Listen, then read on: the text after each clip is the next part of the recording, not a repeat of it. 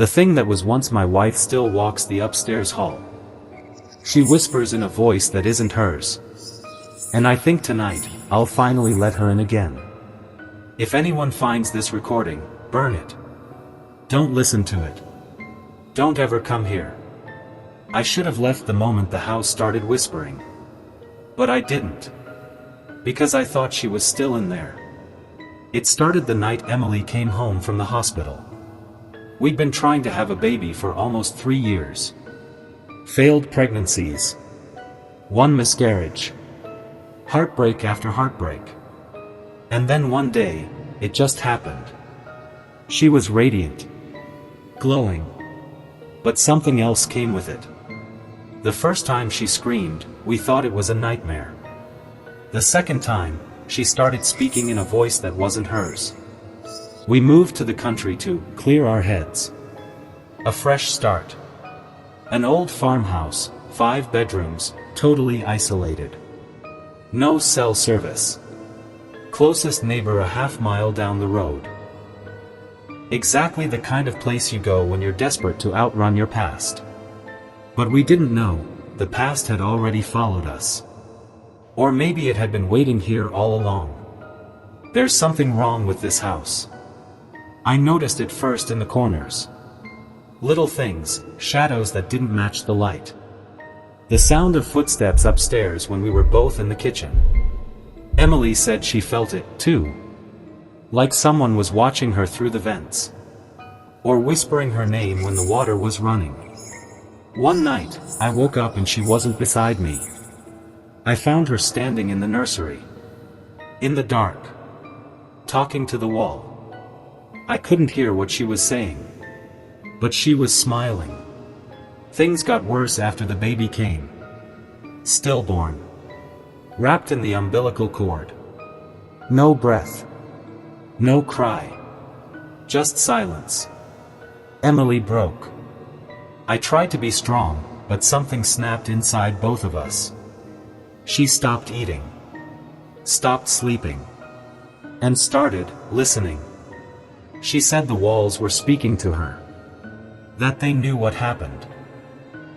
That they had a way to bring him back. I thought it was grief. Madness. But then she started drawing. Symbols. Hundreds of them. In chalk. On paper. On the walls. Circles. Eyes. Teeth. And then, the thing came. It started in the attic. A thumping noise, every night at 3:33 a.m. Like something dragging its limbs across the rafters. One night I went up with a flashlight. There was nothing there, just insulation, boxes, dust. But when I turned to go, I saw a message etched into the wood above the crawlspace. She lives in the walls. Emily stopped being Emily. She wouldn't look me in the eye.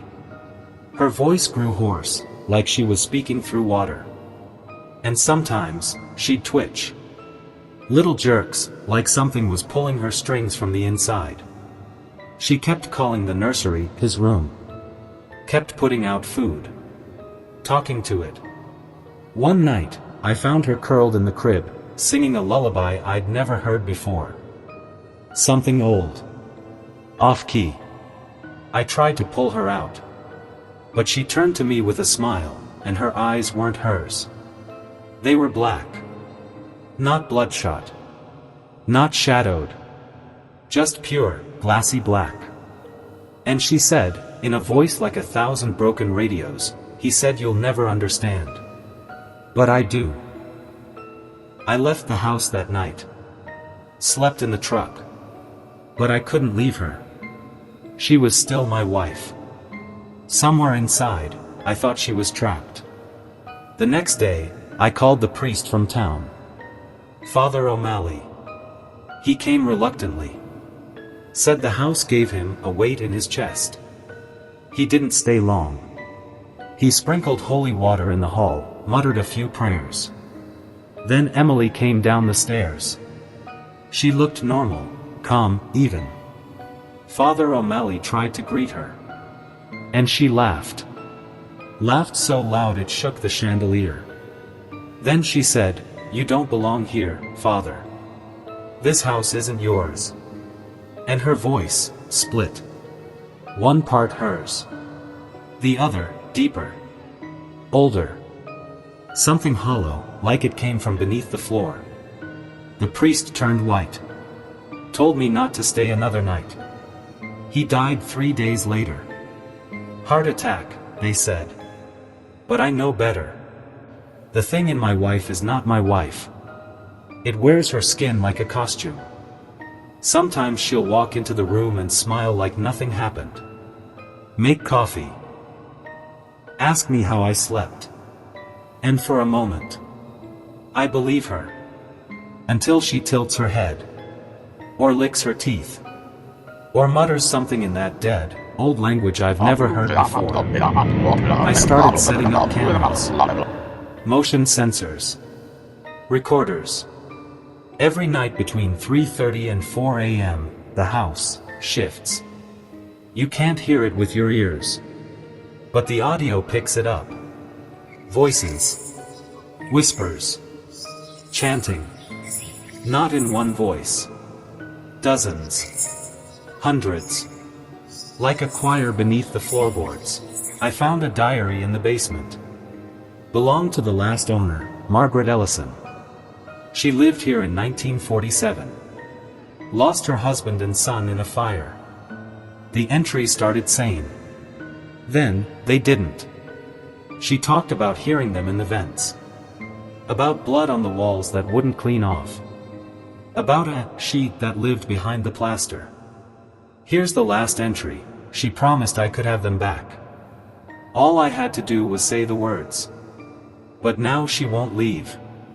She's in the mirrors. In my eyes. In my thoughts. I see her mouth move when I speak. I'm not Margaret anymore. I'm her. And she is so very hungry. There was no mention of her in the county records. No obituary. No grave. Just, gone. I tried leaving again. Drove 5 hours to a motel. Took nothing with me. At 3:33 a.m., I woke up. Emily was standing outside the window. Smiling. But her mouth was sewn shut. Not stitched. Just skin grown over it. And I could still hear her voice. You made a vow, Thomas. In sickness. In death. In flesh. I came back. I don't even remember driving. I found her in the nursery, sitting in the crib, humming. She looked at me and whispered, almost lovingly, "She's in me now. But she wants you, too." I don't know who she is. But I think she was here long before us. And she's still hungry. I've started seeing things. Faces in the mirror that aren't mine. Eyes in the drain when I shower. Every time I blink, the walls get closer. I tried to leave one final time yesterday. The front door is gone. There's just wall now. Like the house doesn't want me to leave. Like I'm part of it now. I haven't eaten in 3 days. I don't feel hungry. I just feel watched. Sometimes I hear Emily whispering through the outlets. Through the vents. She says my name over and over. But it's not her voice. It's hers. The one in the walls. And tonight, I think I'll finally let her in. Because I'm tired. And maybe, just maybe, I'll see my wife again. If you're listening to this, don't come here. Don't open the walls. Don't speak her name. And whatever you do, don't believe her voice. She's not who you lost.